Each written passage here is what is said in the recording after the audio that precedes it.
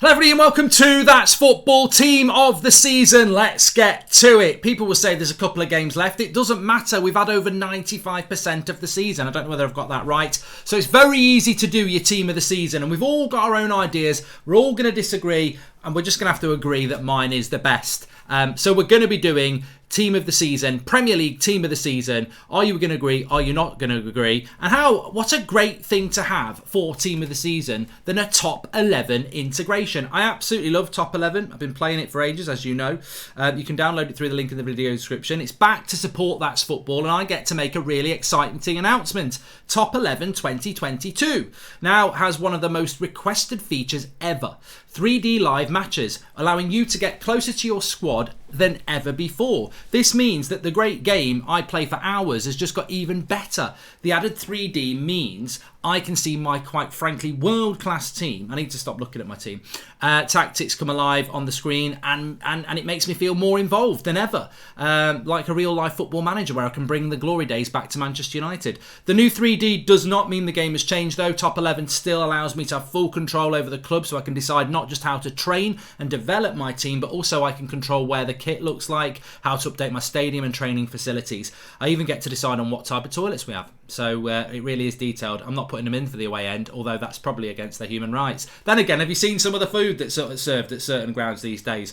There's also a 24/7 live transfer market in which you can bid for players. This is where you can build your team and take it to the next level, and where I will always lose out to last minute bids, so make sure you pay attention. As always, Top 11 remains a free to download and play mobile game, which is brilliant. And as I say, it's on iOS, Android, loads of other web browsers. And finally, as nothing should be enjoyed alone, Top 11 is a social game where you can take on your mates and other players from around the world in real time to find out who has the real football management skills. So what are you waiting for? Hit the link in the channel description and start playing today. Top 11 with over 240 million people worldwide. You can also scan it by putting your camera phone up to that QR code, and it will scan the game for you to download. Absolutely fantastic game. I play it all the time.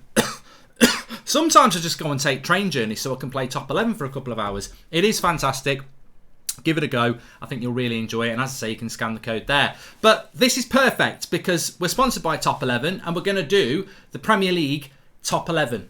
Top 11 of the season, and I think we will agree to disagree on some of this, but first of all I'm just going to fly straight into it. I'm going to put David De Gea in goal. Oh my god, his distribution, he's not a modern goalkeeper, he's not a sweeper keeper, Alisson's way better, Ederson's way better, but the fact is I disagree, because we are picking the team of the season.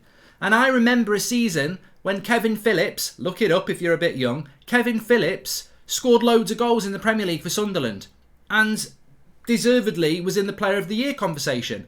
He wasn't one of the best strikers in the league, but for that season, he was. And that is why David De Gea is my goalkeeper this season in a Player of the Year, in a Team of the Year. Is Alisson and Ederson a better goalkeeper? We'll have a conversation about it. But the reality is, there's plenty of players this season that aren't going to be in there that should be because they're better players. And David De Gea is a goalkeeper who has factually saved Manchester United countless points this season and made countless world-class saves. So look, I'm not saying this is not a Premier League 11 based on talent. This is a Premier League 11 based on this season. And for me, that is why David De Gea is the goalkeeper. And I know people will be moaning this, that and the other, but actually, when you break it down, and it goes for every player in this team, when you break it down about performance this season in the circumstances they've been in, I don't think I'm wrong. Right back, I'm going to go for Trent Alexander-Arnold. Look, there have been some good right backs this season. I'm a big fan of Reece James, and I think, but you know, obviously he's had his injuries issues. But Trent Alexander-Arnold again, I felt last season he was off. I thought the season before he was world class, and I think he's back to being world class again this year. And look, whatever vulnerabilities he has defensively, and I think sometimes they are overstated. Going forwards, he is just an absolute delight, and I hate to say that as a United fan, but he is. I would also play Van Dijk, just on the Liverpool theme. I would put Van Dijk in the team as well. I mean, look, he's come back from a career, defining injury. It can, and I wouldn't say threatening when you do your knee, but he was out for a very long time. We saw how Liverpool suffered last season without Van Dijk. We've seen how Liverpool, who are currently at the moment looking at a historic quadruple, I mean, would they be doing that if Van Dijk had missed this season? And the reality is he's so influential on that team. He is a world-class centre-back. I said the other day that for me, he's got to be in the conversation as being one of the best centre-backs that have been in the Premier League. And people go, oh, no. But I do think you could put a Van Dijk with a Vidic or a John Terry, and you'd be talking about one of the best centre-back pairings in Premier League history. So, look, he deserves the plaudits. And I would put Rudiger next to him. Look, there are other options. There definitely are. I think shout-outs. I want to do some shout-outs. I think Romero has settled in really well at Spurs. Not to the extent that I'd put him in the team. Obviously, some people would say Ruben Diaz. But you know what? I think we've seen with Man City, they're a very good attacking side and they have a lot of possession.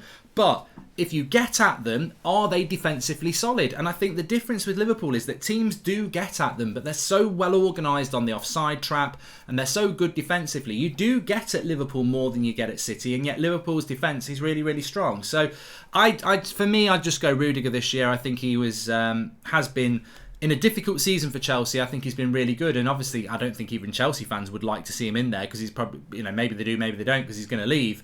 But yeah, Rudiger's worthy of his place. And then the first Man City player for me would be Cancelo at left back. I mean, he can play at right back, but it's difficult because I was tempted to put Andy Robertson. I think it is between Robertson or Cancelo.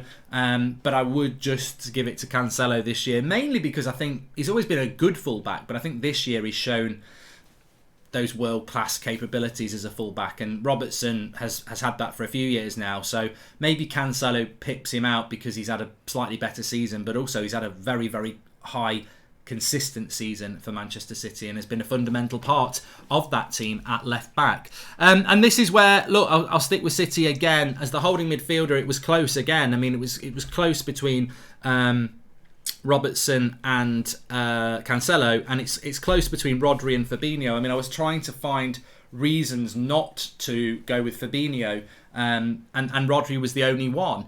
And I think this season he has just about shaded it. And there'll be loads of Liverpool fans and maybe other fans saying, no, I'd go with Fabinho. I prefer Fabinho to Rodri. If I could take either of those players at United, I personally would take Fabinho because I think he is the better, more suitable player of what I like to see in a CDM.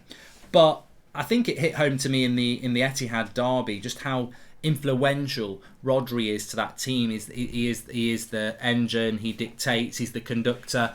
And I think sometimes that he doesn't get the credit he deserves. He's somewhat underrated. So, I felt that this year he deserved it. And it was very close between him and Fabinho. I'm then going to play a shocker. And I'm actually going to put De Bruyne in the number 8 position, the more box-to-box position. Now, traditionally, De Bruyne would be the attacking midfielder with more license to attack.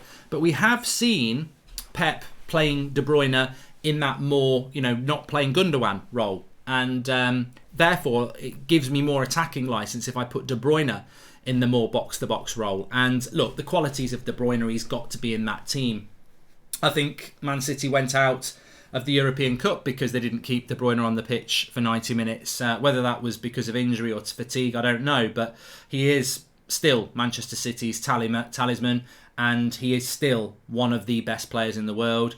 And his style is just so easy on the eye. It's just, he's crossing, he's shooting, he's passing, he's moving, he's tenacious as well. He can get in and use his physicality. So De Bruyne for me does get in. And then that allows me to put another underrated player in Bernardo Silva. So it is a Manchester City midfield 3.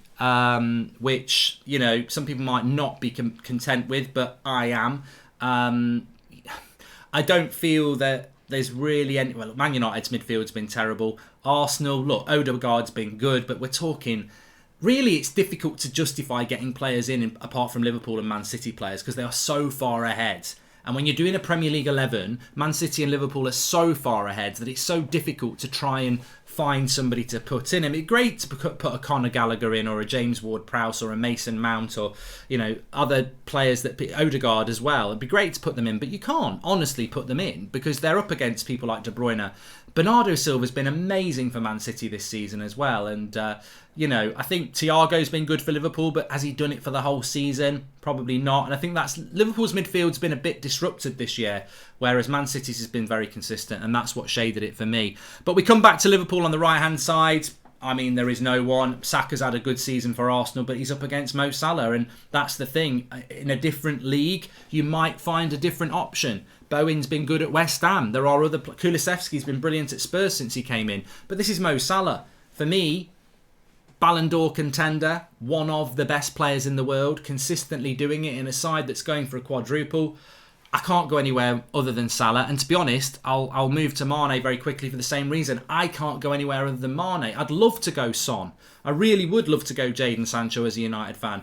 I'm sure there's other players that other clubs would like to get their left-sided attacker in. But Mane and Salah, I mean, they contested the AFCON in January. They're going for a quadruple. They're scoring the goals at the highest level.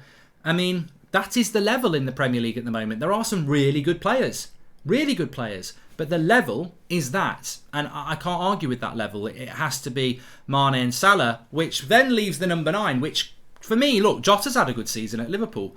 Jesus has had a relatively good season at Manchester City. Harry Kane's had a good season at Spurs. Arsenal have lacked a striker, to be honest with you. And then, there's been no Vardy really for Leicester. He's not had much of a season. So the standout option is clear. It's Cristiano Ronaldo for me. No bias as well. I mean, realistically, there shouldn't be 2 United players in this. There shouldn't be. There shouldn't be 2 United players in a player of the season and only in a team of the year and only 1 Chelsea player. But trust me, as a United fan, they should be in it because the whole of that United squad has been dreadful. Apart from De Gea and Ronaldo, who have... Ronaldo somehow has scored 18 goals in the Premier League. He's only 4 off Mo Salah. The contrast between how good Liverpool are and United is night and day, and yet he's only 4 goals behind Mo Salah. David De Gea has made countless saves, saved us countless points, but they literally are the only 2 consistent top-class performers, and they are worthy of their place in this because of what they've done in the worst ever Manchester United Premier League side. So I'm very content with my Premier League 11. What is yours? Get your comments in below and let me know what yours is. I'm very happy with mine. It did take some time and deliberation. The midfield, Rodri, Cancelo, I had to do a lot of thinking about. But any other position, I really couldn't. I'll be honest, I'm very content with that team. So smash a like on the video. Let me know your thoughts below. Manager is hard. I'll come back to this and add a manager. It's Pep or Klopp. It depends who wins what. It's probably going to be Klopp, but if Klopp wins the Champions League, the FA Cup and the Carabao Cup, I'd give it to Klopp. If Klopp only wins the Carabao Cup, I'd give it to Pep if he wins the league. So it depends. I can't do the manager. I can do the team. That team's not going to change in the last few games.